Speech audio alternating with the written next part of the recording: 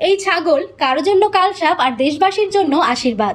বনি ইসরায়েলের এক গরু এক অপরাধীর মুখোশ উন্মোচন করেছিল, আর এই এক ছাগল কত কি করলো দেখুন। ক্রেতা পরিবার সহ পলাতক হলো, বিক্রেতার ফার্ম উচ্ছেদ হলো, পিতা চাকরিচ্যুত হলো ও অবৈধ সম্পদ প্রকাশ হলো, মাতার পদ বাতিল ও অবৈধ সম্পদ প্রকাশ হলো, আর পিতৃত্বের অস্বীকার তো আছেই।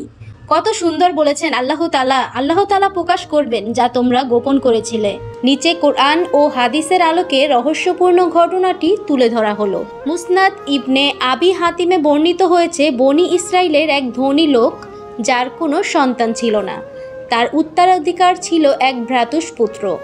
তাড়াতাড়ি সম্পত্তি লাভের আশায় সে চাচাকে হত্যা করে বসে। রাতে গ্রামের এক লোকের দরজার ওপরে রেখে আসে এবং সকালে গিয়ে ওই লোকটির ওপর হত্যার অপবাদ দেয়। অবশেষে দুই দলে বিভক্ত লোকদের মধ্যে মারামারি ও খুনাখুনির উপক্রম হয়। এমন সময় জ্ঞানী লোকেরা তাদেরকে বলেন, তোমাদের মধ্যে আল্লাহর নবী মুসা আলাইহিসসালাম বিদ্যমান থাকতে একে অপরকে হত্যা করবে কেন? সুতরাং তারা মুসা আলাইহিসসালামের কাছে এসে ঘটনাটি বর্ণনা করে। সূরা বাকারার ৬৭ থেকে ৭৩তম আয়াতে এই ঘটনার সংক্ষিপ্ত বর্ণনায় বলা হয়েছে, এ বিবাদের মীমাংসার জন্যে বনি ইসরায়েলের লোকেরা হযরত মুসা আলাইহিসসালামের শরণাপন্ন হলো। যেহেতু সাধারণ উপায়ে এই সমস্যার সমাধান করা সম্ভব ছিল না, তাই হযরত মুসা আলাইহিসসালাম অলৌকিক পন্থায় এই সমস্যা সমাধানের উদ্যোগ নেন। তিনি বনি ইসরায়েলিদের বললেন, আল্লাহ নির্দেশ দিয়েছেন যে একটি গরু জবাই করতে হবে। এরপর জবাই করা গরুর এক টুকরো গোশত নিহত ব্যক্তির গায়ে স্পর্শ করলে সে জীবিত হয়ে হত্যাকারীর নাম বলে দেবে। তারা এই নির্দেশ শুনে মুসা আলাইহিসসালামকে বলল, এ ধরনের পরামর্শ দিয়ে তুমি কি আমাদের সাথে ঠাট্টা করছো?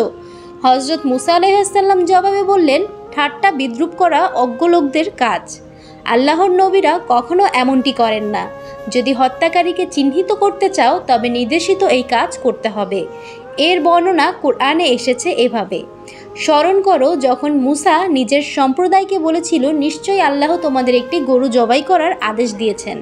তারা বলেছিল, তুমি কি আমাদের সাথে ঠাট্টা করছো? মুসা আলাইহিসসালাম বলল, আমি আল্লাহর কাছে আশ্রয় নিচ্ছি যাতে মূর্খদের অন্তর্ভুক্ত না হই। সূরা বাকারা ৬৭। যখন ইহুদিরা বুঝতে পারল যে গরু জবাই করার আদেশ সত্য এবং অবশ্যই পালনীয়, তখন তারা তালবাহানা শুরু করলো এবং জানতে চাইল কোন ধরনের গরু জবাই করতে হবে। যদিও প্রশ্নের মাধ্যমে অনেক অস্পষ্টতা দূর হয়, কিন্তু ইহুদিরা এ ধরনের প্রশ্ন তুলে মূলত দায়িত্ব পালন না করার চেষ্টা করছিল। তাই তারা অভদ্রভাবে প্রশ্ন উত্থাপন করতে থাকে।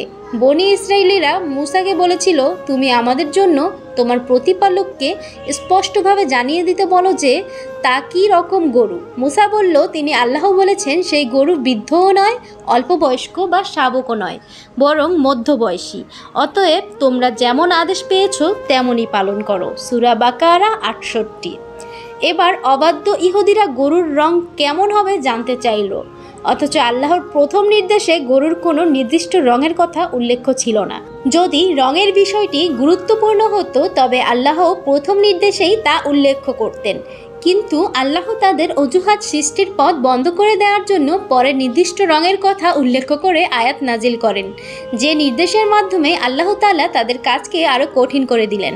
তারা বলল, তুমি আমাদের জন্য তোমার প্রতিপালকের নিকট প্রার্থনা করো, তিনি যেন আমাদের গরুর রং কেমন তা বর্ণনা করেন। মুসা বললেন, তিনি আল্লাহ বলেছেন সেই গরুর বর্ণ গাঢ় হলুদ যা দর্শকদের আনন্দ দেয়। সূরা বাকারা ৬৯। তারপর ইহুদিরা সেরকম গরু একটি লোকের কাছে পেল যা অন্য কারো কাছে ছিল না। লোকটি বলল, আল্লাহ তাআলার শপথ, এই গরুর চামড়াপূর্ণ স্বর্ণের কম মূল্যে আমি বিক্রি করব না। সুতরাং তারা ওই মূল্যেই তা কিনে নেয় এবং জবাই করে। তারপর তারা ওই জবাইকৃত গরুর এক খণ্ড গোশত দিয়ে ওই মৃত ব্যক্তির উপর আঘাত করে। তখন মৃত লোকটি দাঁড়িয়ে যায়। লোকগুলো তাকে জিজ্ঞেস করে, তোমাকে কে হত্যা করেছে?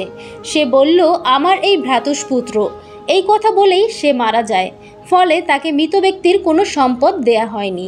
আল্লাহ ইচ্ছা করলে অদৃশ্যর জ্ঞানের অধিকারী হিসেবে হত্যাকারীর নাম বা পরিচয় মুসা আলাইহিসসালামকে বলে দিতে পারতেন, কিন্তু গরু জবাইয়ের ঘটনার মাধ্যমে আল্লাহ ইহুদিদের গরু ভক্তি বা গরু পূজার প্রচলন ও এ ধরনের মানসিকতায় আঘাত করেন। একইভাবে মুসা আলাইহিসসালামের মাধ্যমে একটি বড় বিবাদের নিষ্পত্তিও ঘটান। গাভীর মালিককে নিয়েও আল্লাহর এক মহান কুদরত রয়েছে এখানে।